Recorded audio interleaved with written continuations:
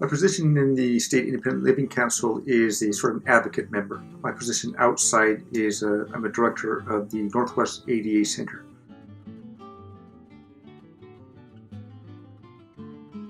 My disability requires I have every 3 years an updated hardware for my cochlear implant.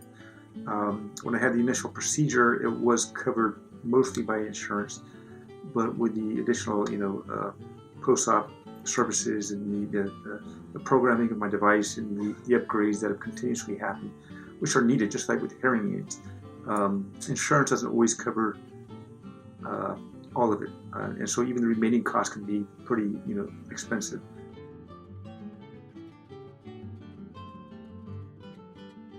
The independent living movement philosophy means to me the ability to make your own decisions and pertaining to everything, whether you're making your own financial decisions on where you want to live, your decisions on how you want to be involved in civic activities and accessing healthcare. Unfortunately, many healthcare providers are misinformed about what the ADA is. So our role in the ADA Center is not to actually call on those people in and enforce the law, but is to give resources to the callers about how they can make informed choices about either if you're a consumer of healthcare, where to file a complaint, or if you are a provider of healthcare, just providing them information in regarding the ADA or state law.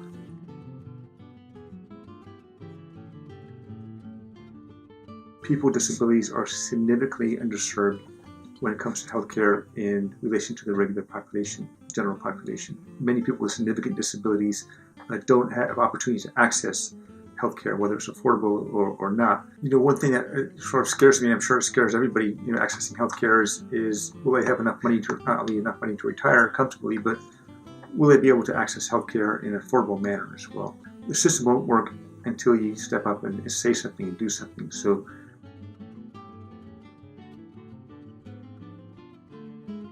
years ago, I had some minor surgery, and the hospital policy at the time was to keep all personal devices in the patient room before going into surgery. So sure enough, I had my hearing aids out, my eyeglasses off, and I was wheeled all the way down this long corridor to surgery.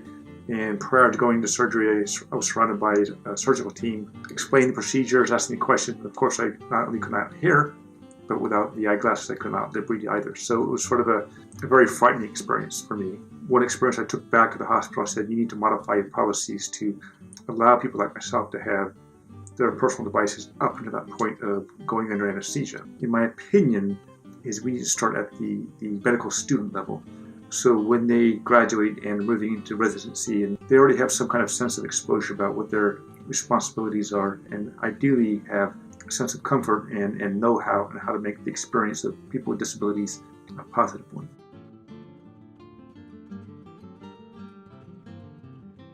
I see many people with disabilities sort of just kind of stepping back and say, well, I didn't get this because they treated me this way, and therefore the system doesn't work for me. My advice is to encourage people to, if you feel you've been treated differently or not getting access to healthcare based on your disability, don't take no for an answer. You step up, advocate, develop self-advocacy skills, file a complaint if you have to.